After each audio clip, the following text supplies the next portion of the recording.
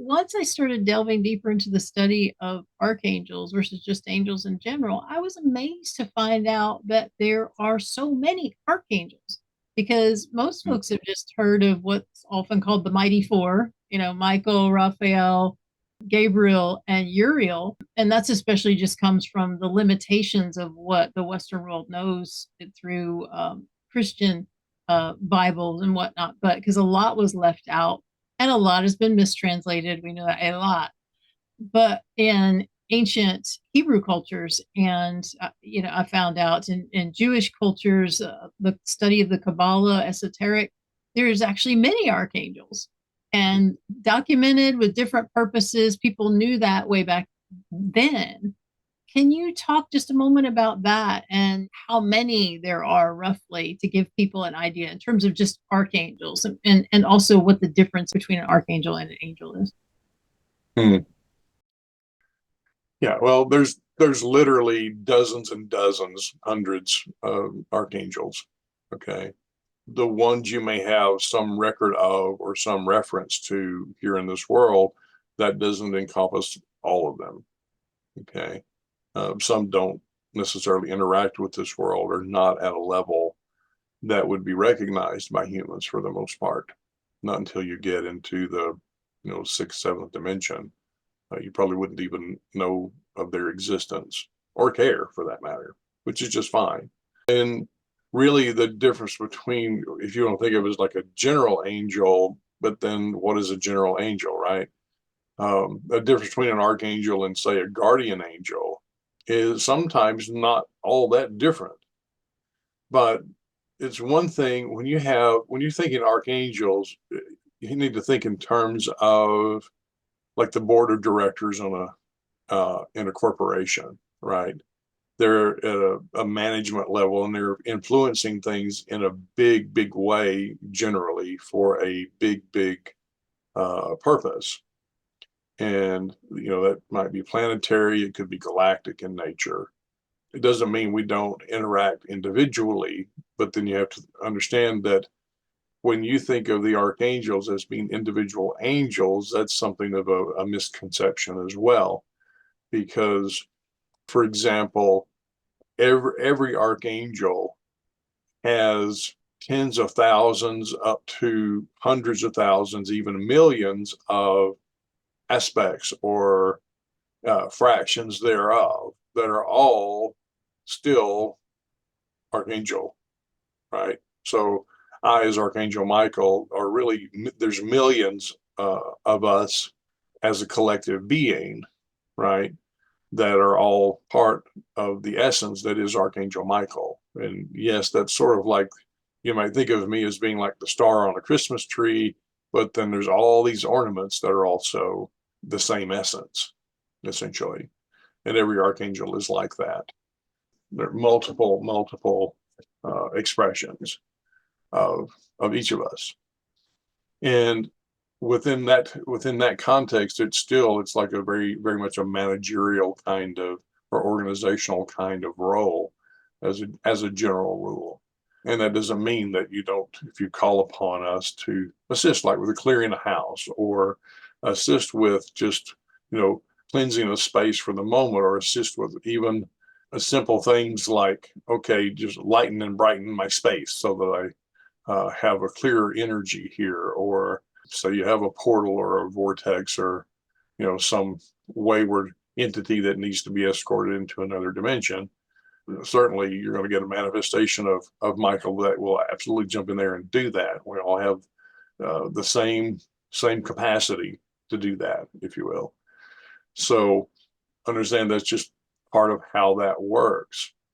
And in terms of like your guardian angels, they're personal to you. Your personal angels are personal to you, and everybody has at least one. The majority of people have at least two, and some can have 7 to a dozen. Now, the thing about that is, depending upon your age as a soul, okay, baby souls don't need as many angels as older souls, as a general rule. They're not getting into as much mischief as older souls. I know that sounds backwards, but that's really kind of how it is. Um, Well, I use the analogy a lot of times. The older you are as a soul, as you've evolved, and what we mean by that, folks, is you know, essentially how many lifetimes you've lived, but also the wisdom you've gained along the way. And so, the more you embody and advance in your understanding of consciousness and yourself and source and all of that, then when you're going to incarnate again, then the you need to up the ante, as they say, or you increase the challenge. I often use the analogy of a video game. Okay, now you're at level 10. We're bringing in more bullets. We're bringing in more ships coming in. Right? And so a lot of people have this misconception that oh, their childhood was so difficult, and that they must have done something wrong in a past life. We've talked about that in other videos, that that's not actually what karma is, or any of that. Karma is just misunderstanding brought over from lifetimes. Not Those things don't happen because you did something bad, so to speak. It's way more advanced than that. But because the more advanced you are as a soul, you're often going to choose more challenging lifetimes. And so you're going to need more angels, is basically what you're saying. exactly, exactly. And and they're also, it depends upon your path in a given lifetime. You may have angels that will share part of the journey with you, and then they take off and are replaced by another angel who will share part of the journey. It depends upon what your objectives are in a given life, or that multitude of objectives. On top of that, as you go through your journey in life, you have particular interest in one thing or another. So you have an interest in music or some creative endeavor. It doesn't really matter what it is, it's all the same.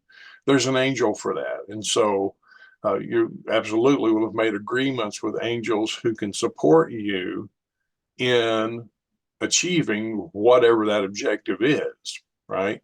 So you might imagine that as, okay, I went to college to get a degree in XYZ. You bet you there's an angel who's assigned or agreed to participate with you and support you in achieving that objective. And so, you do that. You accomplish that objective, you move on with your life, and you come to find out, oh, here's something else that I'm really into. Well, I want to learn about that. You'll absolutely have an angel, at least one, supporting you in that as well. So on and on it goes. So you're always going to have at least one, some mostly two, that will be with you for the duration of that lifetime. And you're going to have specialty angels that'll show up at different times as needed. And for what it's worth, and just so you understand the multitude of support that's available, there's literally nothing that you can aspire to that there isn't an angel for, right? And I mean that quite literally.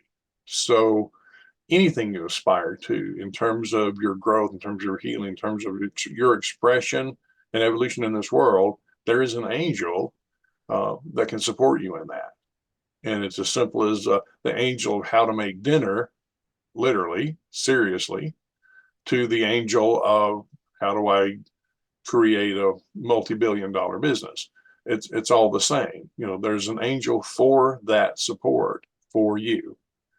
And it might not be the same angel.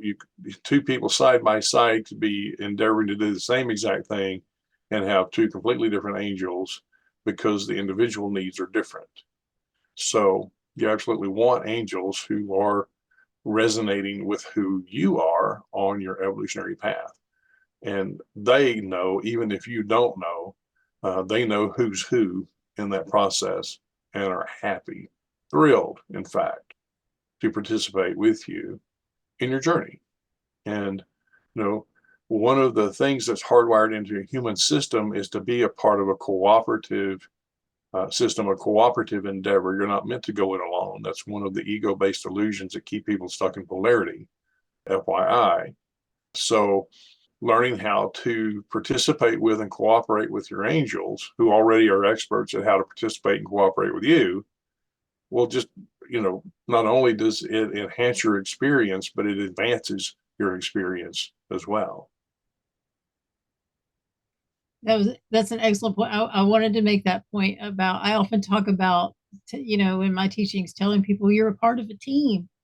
You're not here just plopped here and isolated, and you're supposed to just figure out your way through the jungle.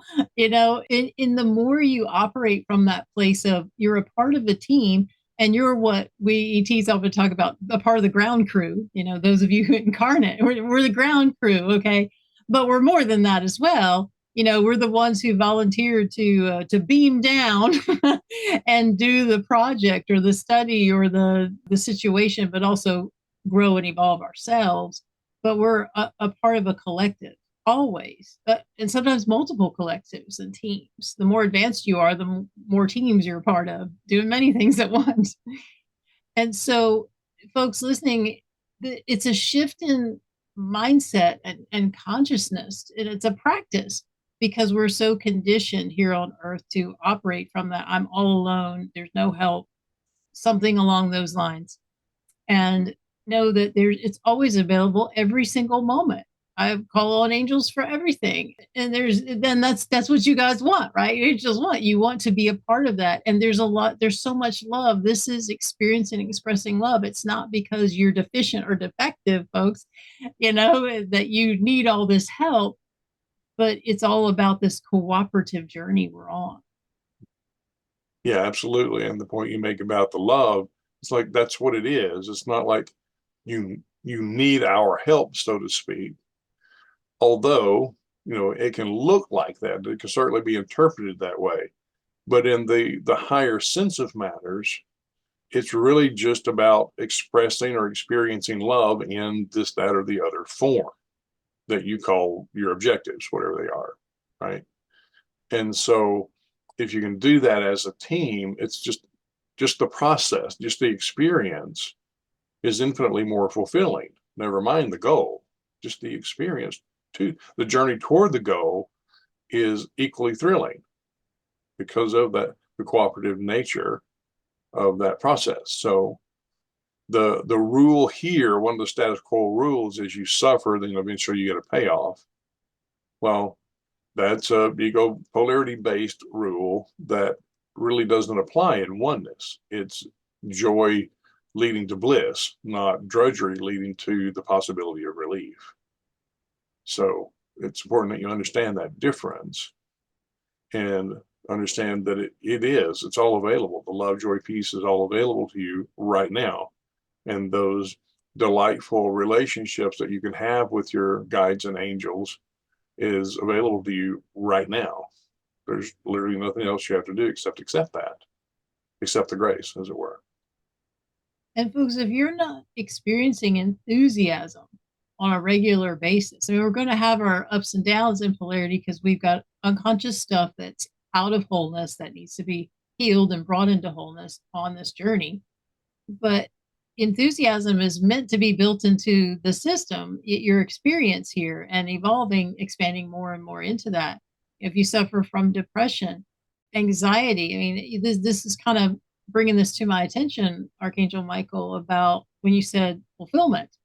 That if you're not feeling those things, often people look to, I'm not fulfilling my potential, or I don't have a partner. It's not really about that. Maybe it's you're not open to this collective cooperative experience, and you keep identifying as this, what I often call this isolated bubble doing this journey. And yeah, it's going to be not fun when you're living from that place of the isolated bubble. Yeah, absolutely. But if that's where you are, there's really no reason to be critical about that. It's not a thing to judge yourself for or anything else. It's just to understand, okay, this is just one option of how to experience this version of reality. It's not the only option. It's just one. And you're free in any moment to change. Absolutely free in any moment to change.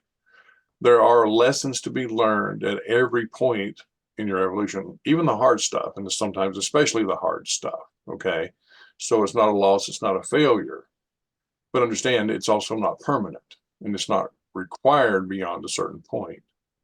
So, it's just like when you were a child and you wore, for example, a size 1 shoe.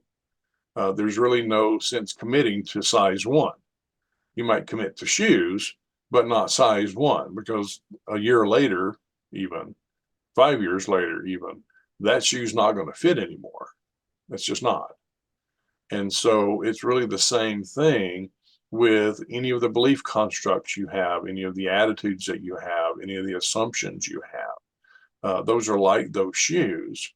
And, the point is to grow out of them at some point, until you're in a place of awareness and understanding, which is literally whole other dimension of experience. So just know that part of growth is letting go of what you outgrow. Yes, and a great thing to ask angel support for, not only if you're feeling stress, anxiety, depression, things like that, but angels, can you help me understand this or that? Can you help me understand why this particular situation is happening? Can you help me recognize the gifts in it, the benefits in it? Those are great things to request angels help for, right? Absolutely. Always.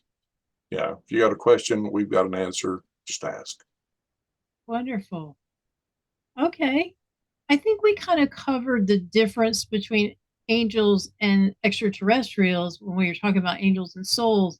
But can you speak to that for just a moment? Because there's different beliefs going around now that maybe angels don't even exist, they're all extraterrestrials, or just don't know that there is a distinction. Yeah, and that's an understandable uh, misconception, because you don't know what you don't know, right? And really, uh, especially at different points in Earth's history, it just made sense to have one word to describe all alien beings. In other words, if you're not a human in a physical body on this planet, then you must be a angel or whatever, right? And that's a fine way to describe it in that context, but that certainly is not the most accurate, for sure. There have been certainly angelic interventions on this planet, just like there have been extraterrestrial interventions and interactions on this planet, going back as long as there have been people incarnating on this planet, which is literally millions of years. So your records, your historic records, don't even come close to covering the basis for sentient life on this planet, not even close. So, but the difference between angels and extraterrestrials is the same thing as the difference really between an angel and a soul. Any soul is that you're having that most likely at some point anyway. You're going to have that polarity based experience wherever you happen to incarnate into 3 and 4D reality. And so, whatever civilization that happens to be, then you become a part of that realm, whereas the angels transcend that realm always. But it's like if you were, it's kind of funny. Yeah, we'll say if you were an extraterrestrial, but technically to everybody else in the universe, you are an extraterrestrial. Right. To their terrestrial terrain. Yeah, they're the terrestrial in their world, right? Right, right. So and we angels would appear to them in ways that are reasonable for them to expect, just like we would appear to Earth humans here in ways that are reasonable for you to expect. And that's almost never how we actually look. But it's a perception thing. It's a perspective thing. And we're not attached to how you see us, but it sure is nice when you actually do. Right. So, like some of these planets where people have cranial ridges or, big heads, big eyes, you might appear to them similar to their culture. Absolutely.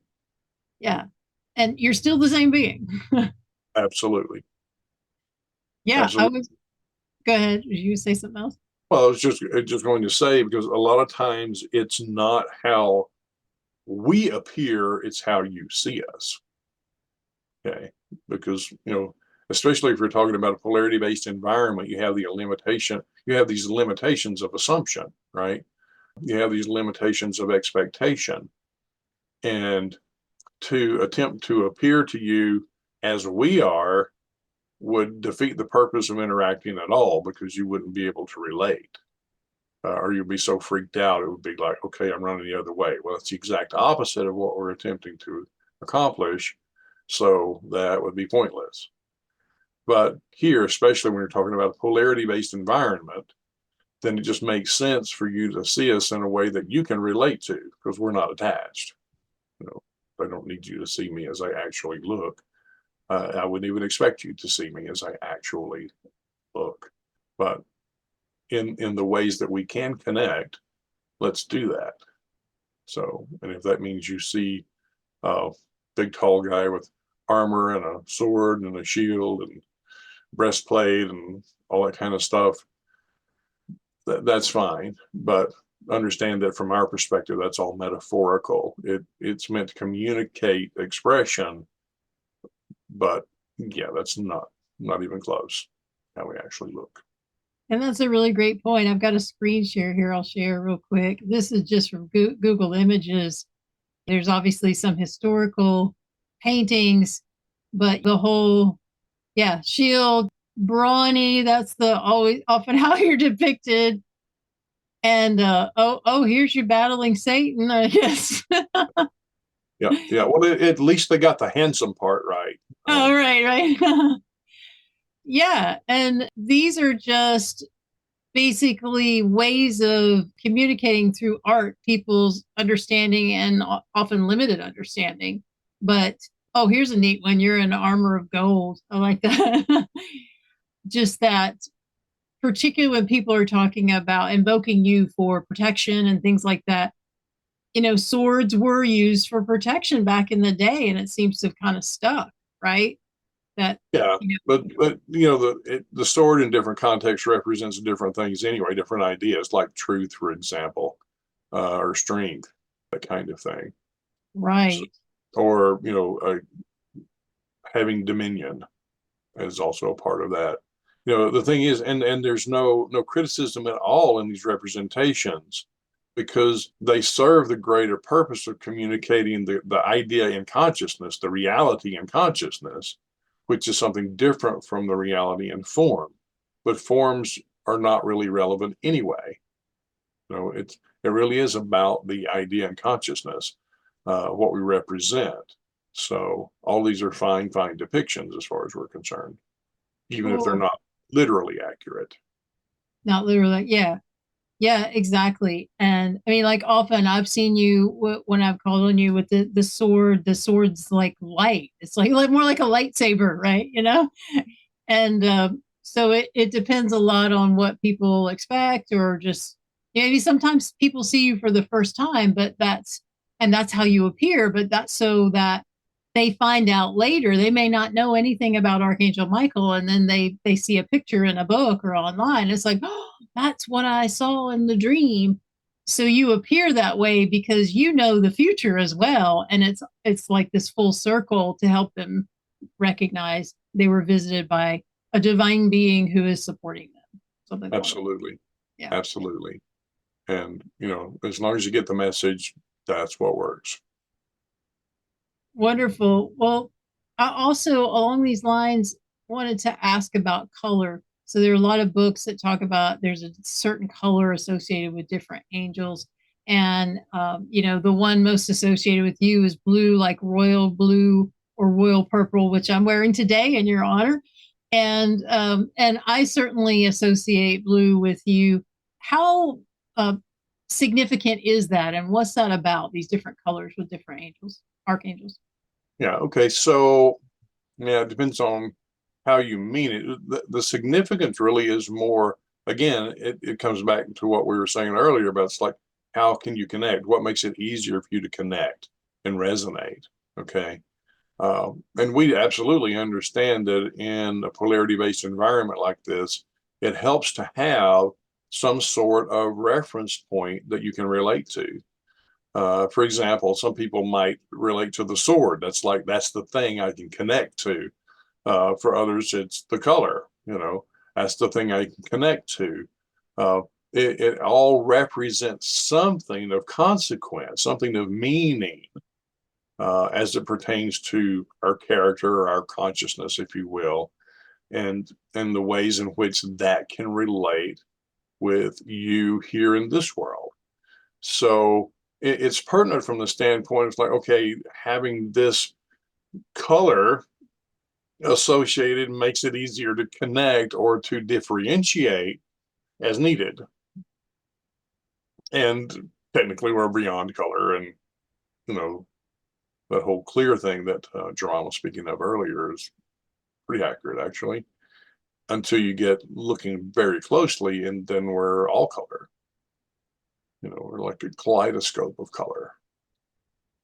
Yeah, I remember just coming back to me when I was during a difficult time in my life where I was feeling like I needed, comforting, protective comfort, like kind of this ball of energy is one. And I drew a picture of you, and I just couldn't draw any humanoid form. And it's basically was a heart chakra, all white light, and a little bit of blue around the edges, and put it over my bed, And I was like, yeah, that's Archangel Michael to me. Yeah, fine representation. Awesome. Okay. Now, we'd mentioned how souls incarnate.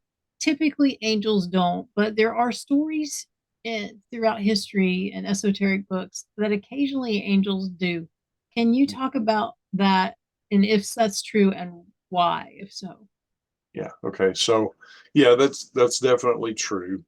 It's not nearly as prevalent uh, for an angel to incarnate as for souls to incarnate. Sometimes there are special circumstances where a particular role is required, in some context, whatever it might be, and either there's not a soul available or not a soul willing at the time. Now, that said, yes, souls can travel back and forward in time, but and literally incarnate. You could literally, if you choose to have a subsequent lifetime or lifetime after this one, you could easily incarnate in what you think of as your past. And that would still be considered forward progress because evolution isn't linear in that respect. But there are times when specific qualities or traits or frequencies are necessary in a context. Now, when I say context, in this context, what I'm referring to is nobody incarnates alone. All right, you incarnate as a group. Just almost never is a single soul incarnating independent of anybody else. You incarnate as part of a group in order to achieve something. Now, the group may not be that obvious once you incarnate. In other words, you're not going to all be family members, for example. You may not even live in the same country, for example. But in a vibrational context, you're all a part of the same group, and you're each serving a particular role in that group. Well, say that there's some objective that a group wants to achieve, and they're short a person or two. Then there are times when an angel will absolutely take on that role for that lifetime in order to serve the purpose needed for that group to expedite their evolution. Um, and that's quite often how that happens. Angels don't need to incarnate in the same way a human soul does. And it's a very different experience generally for an angel to incarnate. And sometimes it can be quite difficult for an angel to incarnate, but it works out and it works well generally when that has to happen. And yeah, but it's a temporary thing. It'll be a lifetime or maybe a couple of lifetimes just to serve the needs of that group until another soul can occupy that spot. Mm-hmm. Yeah, I remember assisting a mother who was birthing a child, and there was a lot of conflict at that time between her and her spouse, and also the soul that was coming in was uh, debating whether or not they wanted to stay, whether this was the situation that they really wanted to be birthed into. And there actually angels stepped in and held the baby consciousness after it was born for a few weeks while that soul was sorting it out and not really in the body, so to speak, at the time. So there's all kinds that you serve all kinds of purposes like that. You might step in during a brief for a temporary time in a person's consciousness, maybe between walk-ins. If someone's going to have a walk-in, you might do that to keep the consciousness going until that time. Yeah, absolutely. And for the record, angels can actually step in as a walk-in and just, continue that life. And that happens not all that frequently, but it does happen. Well, in an old school view of things, that often comes from religion, that there's comes to mind, there's this belief that when you die, a person dies, they become an angel or could become an angel. If they live an exemplary life, they can become an angel. And I think that's a bit of a misunderstanding. Can you speak to that? Yeah, definitely a misunderstanding. Souls can't be angels, angels can't be souls, even though they're all part of the all. But souls can certainly become like the angels, and that may be where that idea came from, is the idea that it's when you go to heaven, you become like the angels. You might actually, when someone crosses over, that person may play a very angelic role for subsequent generations of their lineage. They might be like a guardian, for example. They might be like a helper, for example, which is a role that an angel plays. But it's not the same thing as an angel playing that role. It's still a soul who's playing that role. Once a soul, always a soul, and that's a beautiful thing. Okay, that makes a lot of sense. Yeah, and there are some that just in their context of things, right? They associate that level of enlightenment or that level of benevolence with being angelic, right? And so, and they want to experience and express themselves in that way, and so they do. And there are many stories in this world of angelic interventions, which were really ancestors who intervened, who materialized and played a role for a time, maybe helping someone out of a car wreck, for example, or helping someone find a long lost key to a safe deposit box, for example. Those are places where ancestors have intervened in an angelic way. I mean, not that angels couldn't have done it, but the ancestor could and wanted to, and so they did. Wow, that is so interesting because I have not heard much about that. And one of my favorite things to read about is angel stories, angels showing up, oh, and then they disappear right afterwards. And I've got my own stories around that. And so, like one in particular, where I had flown in an airplane to visit someone, and once I got there, and I at some point during that stay, I drove. They offered for me to drive their car to the store, and I did that. And I drove at that time in my life a stick shift, and this car was an automatic. And I'd driven automatics before, but I'd not had experienced this feature. At least in the automatics, way back in the day, didn't have this feature where I couldn't. Once I got to the store, I couldn't get the keys out of the ignition, and we didn't have cell phones back then. And I didn't know my friend's phone number by heart because she had just moved. So I was like, oh my gosh, what do I do? I couldn't go in the store and call her. Didn't want to leave the car unlocked. Couldn't get with the keys in it. And so I'm trying to figure everything out. How do I get these keys out? And all of a sudden, someone raps on the window and says, you need to put it in park, put the gear in park, and the keys will come out. And I was like startled, and I was like, oh, okay. And sure enough, that happened. And I turned around and he was gone. And it's like, how did he even know what was happening? And, and years later, it's like, that was an angel that just showed up to help me, or an ancestor, as it is. An angel in this case. An angel in this case. Yeah, that was my feeling. And other things like that. And so I read countless stories about that. And folks, if you want to put in the comments, if you had an experience like that, where you feel like it was an angel, you suspect it was, or you're just sure it was, whether you saw them or had this, human looking person show up, offer you this assistance and disappear, please put that in the comments. We love hearing those stories, and it will be inspiring to others as well. So yes, and that's one of y'all said that's one of your signature things. You like to disappear right afterwards, or leave people wondering. That expands their consciousness, kind of thing. Absolutely. Absolutely. Well, you know, part of that's the whole being a mystery or being mysterious kind of thing, which is not about being mysterious so much as it is about inspiring curiosity, making people wonder or step outside their usual or conventional or known way of experiencing reality to invite the contemplation of something greater. So, yeah, it's like, and sometimes in those situations, people are already full of faith. They know angels exist. They know they are supported. And so that's just, it comes with the territory, so to speak. And then there are other situations where people are really yearning and wondering, but not knowing and not sure, and really needing to see some notable evidence of a higher power, of divine intervention to let them know that they're loved or supported or whatever the case might be. And, it's beautiful either way. Yes, yes. And often in these stories that I read, these people say, like, and I never doubted this again, or that it let me know that I'm always taken care of.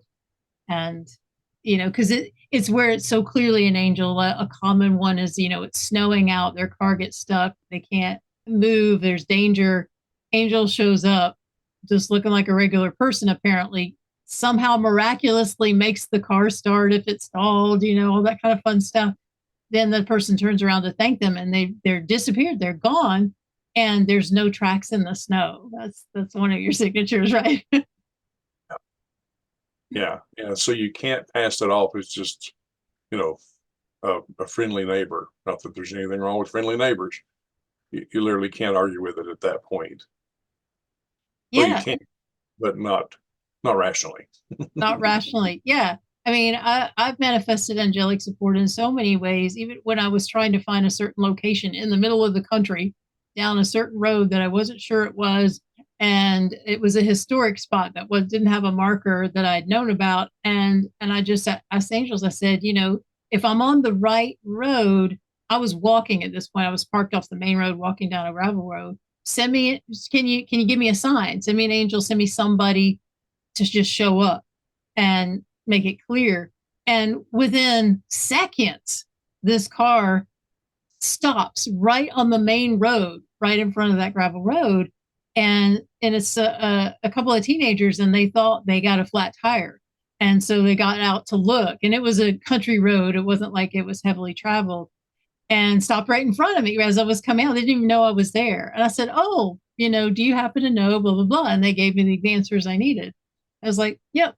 So, I really love practicing faith and just being in that flow, and just know that there's nowhere you're alone. There's nowhere you're unsafe, really, particularly if you stay open to that support and ask for it, because it's the asking that free will choice, it's often talked about, that angels need, that opens the door, right? Yeah. Asking is opening. Asking is opening. And they say, in different contexts, ask with a sincere heart or an open heart or whatever. What they're really doing is just saying that's how you open. Okay. It's not a rule to comply with. It's just here is the method that works. You bring your heart to it, you bring your presence to it, you sincerely ask. It's like I recognize the need, I am asking, aka I am opening to receive the support. And of course, you know, source, angels, all the same thing, is going to respond in the manner appropriate here. A common story I see is about whether a person was thinking in that particular moment or needing support, but sometimes they were in a difficult time in their life, but they looked up and the clouds formed to look like an angel. Y'all definitely do that, right? Absolutely. Absolutely. Which brings up the point too. It's like asking isn't always words like angel help me. It really is just that opening to receive. That's often correlated with words in the form of a question, but it's an energetic thing. An ask, a request is really an energetic opening. So however you do that is what works. We don't need the words, but we definitely do need the opening, and you need to practice being open in the ways that you can. in order to receive that support, because we're calling it support in this context, but it really is a cooperative thing. It's a mutually beneficial cooperative endeavor whenever you invite us into your experience. So Beautiful. All right. Well, as we're wrapping things up today, can you share with us ways, particularly talking to you, we're talking about angels in general, but what are some of your specialties and the things that you particularly help with that people can call upon you for? hmm, do I have a specialty? I don't know. Ah, you have so many in a way. I mean, you could do it like, people think of Raphael for a healer, but I mean, you can be healing. It's just in a different way. So if somebody resonates with you and wants to call on you to help with a healing issue, you could still do that, right? Yeah, absolutely. Absolutely. Um, yeah, see, again, that really comes down to one of those things where human egos have projected this, that, or the other thing. And it's true that we have our specific roles, so to speak, but when you get at this level of consciousness, it's really not that big a deal, right? If you resonate with Raphael for healing, call on Raphael for healing. But when you think about what healing is, it really is a realignment with divine love. Okay, it's a return to wholeness, if you will. And so, a guardian or protector energy, a establishing boundaries energy, such as our own, could easily facilitate a return to wholeness as well. So it just depends. I would strongly suggest that if you have a need, you contemplate, if you want to explore the different angels and archangels that are available, and which one do you resonate with? And maybe the need you have corresponds to what some of the books say or whatever. And that's great. But even if it doesn't, then trust your intuition on that. Trust that heart-based inclination and call upon the angel that you feel you most resonate with to support you, because technically that's going to be more effective, right? That's going to be more effective. We're not actually known for being a teacher, and yet in this conversation, we've made great efforts to teach certain things and share certain concepts so that beings understand, the nature of their own reality, the nature of the greater universal reality, and certainly the nature of angels as it pertains to their influence in human lives. I like being the doer, the go out and make stuff happen thing. Absolutely love to be one to establish boundaries, if you will, or to cleanse spaces, if you will. But really, it doesn't matter from our perspective, really, from all the angels' perspectives. It's just, hey, you call, we'll find out who's most appropriate and assign them accordingly. Okay. And that's another thing, too. We have witnessed people be very hesitant to reach out to angels because they're not sure who to call on. May I remind you that there is an angel for everything, and that means there is also an angel to help you decide who to call on. So if you don't know anything else, call on that angel, the angel of unknown angels, to help you with that. But in the meantime, just know that we're listening, right? Your own personal angels are listening. And we would say generally that that's really should be the first beings you reach out to is your personal angels and guides whenever you need support and assistance. And let them, who absolutely know if more support or different support is needed, they will absolutely know who to call. Okay. Now, some would argue it's like, well, you really call on your soul, higher self, source first. And if that fits better into your worldview of evolution, then so be it. And we can't argue with that because, source is the ultimate, right? And your soul, that, higher level manifestation of consciousness that is exploring reality as you, definitely is connected to higher dimensional consciousness and knows a thing or two about how things are supposed to unfold. Okay. So absolutely calling on your soul, higher self, higher power, whatever the words are that you use, God, source, universal consciousness first, you're still going to get there. You're still going to get the same result. Okay. Because there's not much distinction, if any, at this level between one or the other, right? So reaching out to your angels is reaching out to God as your angels. Reaching out to God is reaching out to your angels as God. It ends up being the same difference. But context and meaning, we understand, is very important in this version of reality. And there are certain guidelines or rules or whatever that make more sense to one or the other. And so whichever is fine. Source is source. It's all source. It's all isness. So, the isness you seek is literally inescapable. The source, God, self, consciousness that you seek is literally inescapable. And, unlike what religions have taught, God is not so insecure as to get all petty if you don't call it God or whatever other names here in this world exist for God. Love is love. And that's what you're really calling on is love. And love takes the form of literally whatever is necessary to progress you. Literally whatever is necessary.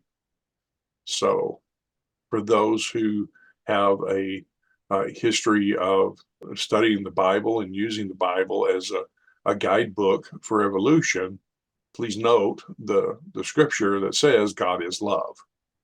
So when you're aspiring to love, to connect with love, to call upon love, to welcome love in your life, that's love, God, angels, all of it. It's the full measure of what's available. So you can't miss. You literally can't miss. If that's any consolation to anyone. Beautiful. I'm sure that's helpful to someone. And just a quick point here too. If you folks listening, if you hear guidance, an angel, and really a guide, even a guide that's extraterrestrial, soul-based guide, but especially angels are not going to tell you what to do. It's not a command, and it's not a got to. It's a suggestion. It may even be a dialogue, right? You might ask a question or a hint that then is to open more doors through the person's curiosity or questioning. Or, with the one exception about commands is when someone's in imminent danger. I've heard, it's like driving and it's like get in the left lane fast, something like now. That's usually the only time you guys do commands, right? Yeah. Yeah, absolutely. And the rest of the time it's more just offerings, suggestions. It's always very loving. Yeah, that's usually a protective, it's a protective measure to get that. It's like hit the brakes or change lanes, that sort of thing.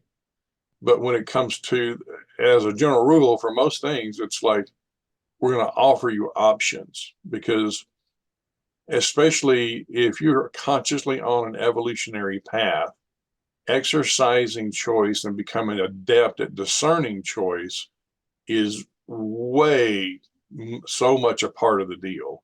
Okay. Those are like required courses, if you will, discernment and choice. So you're going to be offered choices. Ego very often will urgently and fearfully require things. And that's not your guides, that's not your angels. That's ego. If it's coming from a fearful place or an angry place or something like that, that's not angelic guidance. We're firm but loving. Firm but loving. Great distinction to help people with discernment. So, any final thoughts or suggestions before we complete our conversation today? Let's do this again sometime. Would love to. Love to. Yeah, and for everyone listening, I just want to encourage of you. It's like wherever you are on your path right now, We know that the world for a lot of people is becoming ridiculously chaotic and troubling. It's troubling, right? And that means you have even greater motivation to connect with that divine presence of source within you, and certainly to call upon your angels to support you in that process. It's like, and the more you can invite love into your life, the more you can invite joy and peace in your life, the more you can be willing to accept that you are a part of this massive, massive flow of evolution that's happening on the planet right now. The more you connect to whatever resources you need, whether you're trying to or not. Okay. There's another misconception that we haven't really touched on yet, and that's the assumption that you have to know in advance what you need in order to ask, or in order to get where you want to be. And that's really not necessarily the case. Certainly, there are times when you will know what you need, but there are going to be times when you don't know what you need. And that doesn't mean you're stuck until you figure it out. Okay. Because when you don't know what you need is to know what you need. And you can ask for that too. So it's like, universe, higher self, angels, I have no idea what I need right now. What do I need right now? What would be most supportive of me right now? It's totally fine to ask that question. It's totally okay to not know. We realize that in human culture, at least a huge part of it, there is that assumption that you're supposed to know. And if you don't know, there's something wrong with you. And there's even shame attached to not knowing something. Well, that's counterproductive in a huge way, because, of course, you don't know stuff. That's why you're in this version of reality evolving. And so you can learn those things you don't know. There's things you're not aware of yet. And we like to think in terms of awareness rather than knowledge, but knowledge is relevant in this version of reality. There's things you're not aware of yet, but you can be. And you're put in circumstances to allow yourself the opportunity to become more aware, to become more cognizant. Okay. And of those things that will actually expedite your evolution. Now, evolution isn't always the spiritual, lofty, la-di-da, pie in the sky, pink cloud kind of thing. Sometimes evolution is, how do I make my next dollar? What's the best way to talk to my child? What's the best way to relate to my partner? What's the best vegetables to plant in my garden? Things along those lines, very practical, everyday things. Okay. What hobbies do I explore? That kind of thing. So just know that that's all a part of the movement of divine consciousness that is you. And you need not negate one for the other.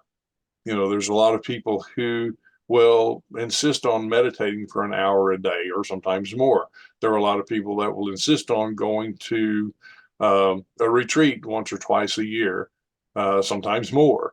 And those things are all perfectly fine, but not at the expense of other things that are also important, like those connections with family, like those connections with nature, that sort of thing. Okay. So just be aware that the so-called simple, mundane activities of life are spiritual expressions too. They're just as important. Absolutely just as important. Washing the dishes is just as important a spiritual expression as facilitating someone's healing. Okay. And that might sound crazy to a rational mind to hear that, but I promise you it is absolutely true. And allowing yourself to see all these activities as equal expressions of the divine means you don't get exclusive, right? And because when you get exclusive, it's like, oh, I get to experience spirit when I'm in this situation, but not when I'm in that situation. And the point is to be experiencing spirit moment to moment, no matter what. In biblical scripture, it says, pray without ceasing. And this is what we're talking about here. It's that constant communion, no matter your activity. No matter your activity, it doesn't really matter. There's always that opportunity to be consciously attuned to divine love, divine wisdom. Okay. So Yeah, let the mundane be glorious for you each and every moment of your life. So that's what we would say. Beautiful. Such wonderful teachings and sharing. Thank you so much, Archangel Michael.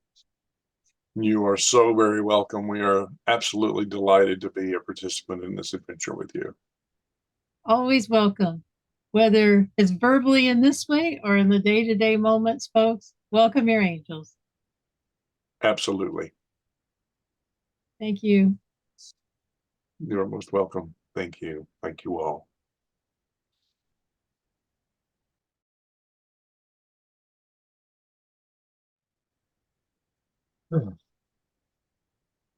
Thank you, Jaraan.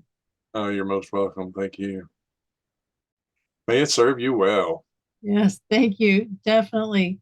So, listeners, thank you so much for staying with us through this. We hope you found it enriching, transformational, supportive on your journey. Come on back and be sure to click the like and subscribe button, and that will get notifications to you as soon as we release more videos like this that support you in advancing your spiritual journey and making your life easier, because we're here to enjoy this journey, not just get to some sort of destination. So we bless you all. And again, thank you, Jaraan. Have a wonderful day, evening, wherever you are.